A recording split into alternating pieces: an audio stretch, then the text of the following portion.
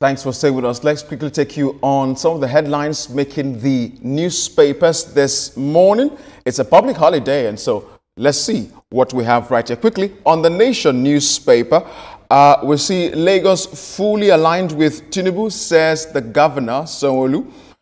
We'll look a little bit into what's going on there, to tell you that. But let's quickly make our way to this Nigeria and see the headline as well. The same issue. It's over now. All is forgiven. Tinubu, Sanwo-Olu resolve differences after passionate plea by Governor's Advisory Council. Glad that it's come to a rest, according to that. And on the Platform Times, Army uncovers 27 illegal refineries, arrest 43 suspects in Niger Delta in 2 weeks. Kudos to the Army right there. And quickly on the Leadership newspaper, we see amid rising insecurity, stakeholders intensify call for community policing. Yeah, that's one of the things we talked about last week. Maybe that is coming back on the front burner again. Well, and on the Abuja inquiry, there's something quite interesting there as well. Give me a few seconds if I can get to that quickly. All right, military personnel killed in Kogi, Kaduna, as senior naval officer in Kaduna. Kidnappers kill retired major after ransom of 10 million naira. A sad one, really, really sad one. And on the News Direct this morning, they have a very direct headline: farmer herder conflict. Federal government to revive 417 grazing reserves nationwide. That conversation is coming back again. I wish sometimes we can nail things when it happens instead of allow it to linger. But the Punch newspaper, let's see the headline on the Punch this morning. Ground rent, 34 embassies risk closure on Tuesday. The FCT ain't playing on this now. On the Blueprint newspaper, look at this. We're not where we want to be, but economy is back on track. Quoting the minister there, Bagudu. We'll tell you a bit more about this shortly. And the Nigerian Tribune this morning has as its header, SEC warns public against investing in Punisher coin. Okay, let me not say something about that, but let's hold on. But that's the headline right there. And on The Guardian this morning, business leverage price adjustment in RIN over FX losses and clean books. Again, conversation on economy and that coin, earlier. Some of us who are going into these kinds of business, we need to be really careful so we don't run are lost. But quickly, let's get back to the Nation newspaper. Etoma, Veronica and Ria, of course, with me on the table to do wonderful justice to this right here. Again, when we see the FCT minister want to do stuff, he does it pretty big. The advert of the president coming back to the FCT to commission some projects are still here. But Alaka is saying in Australia, varsity over mining partnership. He says security firm joins forces with Navy on Ondo waterways. Etoma, how important is it for Nigeria, to partner with different bodies like this so as to, harness the wealth in our mining sector? I mean, remember again, Nigeria were blessed with some of the very best natural resources anybody can have on earth. At times I sit down and I wonder and I said, if countries like South Africa, Equatorial Guinea, and the rest are making a big chunk of their national income from mining, Nigeria, why is our mining sector so docile? We have solid minerals scattered everywhere in the country, in commercial quantity, and yet we are not focusing as much as we should as a country on that sector. There was a time that the coal mine in Enugu was employing over 2,000-3,000 people. Mining is one industry that can create so many jobs if we take our mining sector seriously in Nigeria, we can easily create like 10 million jobs. And I'm not joking. I'm talking about direct employment and indirect employment. So I'm happy that Alake is talking partnership with people outside of Nigeria to see how that sector will be developed. I would strongly suggest that they take it very seriously, if not for anything, for the fact that it is one sector that can employ so many Nigerians, and we need those jobs. Absolutely. And Vero, let me take you to this Nigeria. It's over now. All is forgiven. Tinubu and Sanwo-Olu, this resolution that has happened, according to the paper here, a plea by the Governor's Advisory Council. This is why I want us to, look at this, Vero, this morning. Like the governor's come out and said, it's an issue between a father and a son.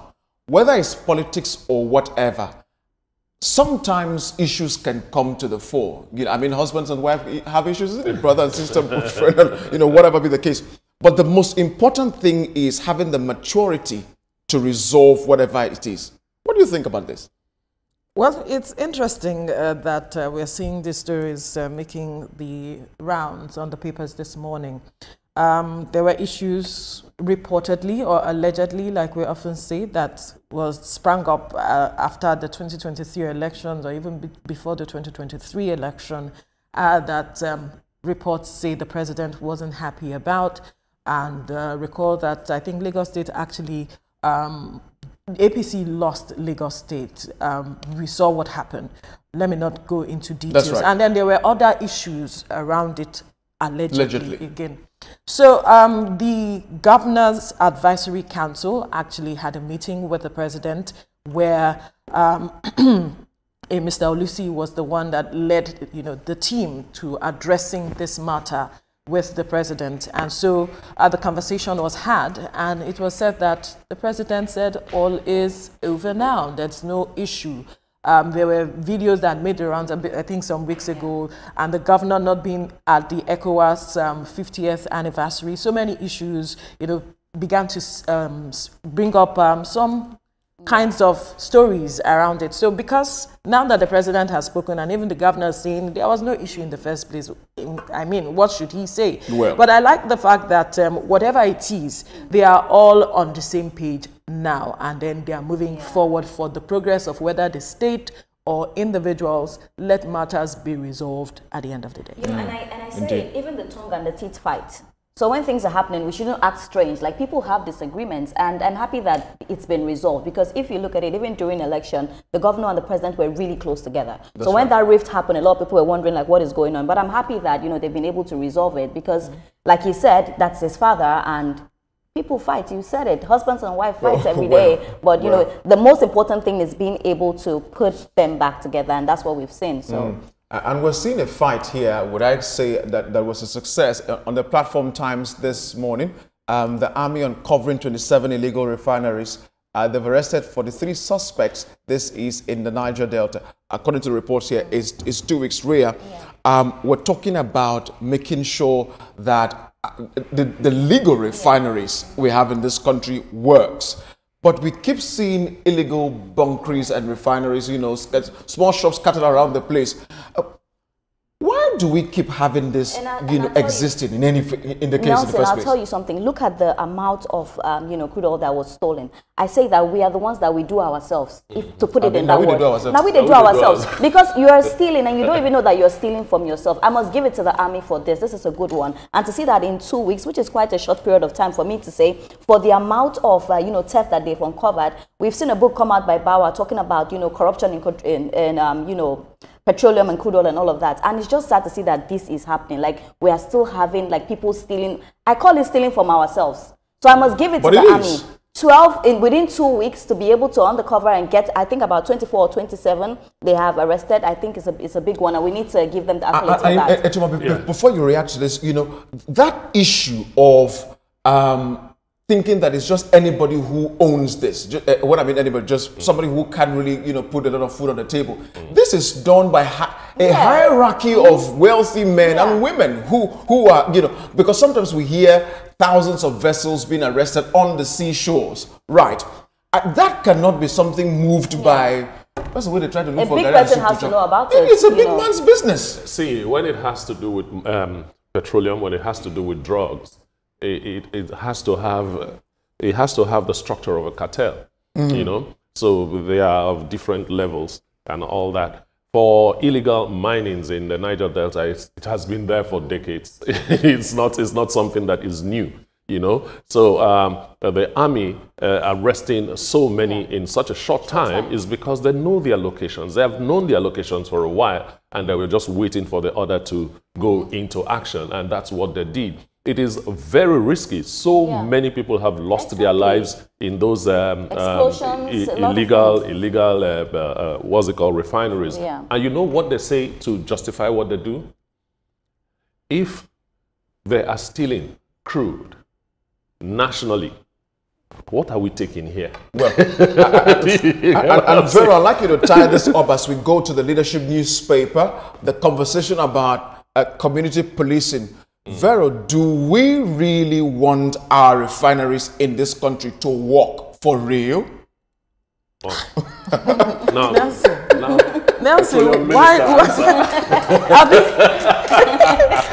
I'm not the petroleum minister. But I do not work in that.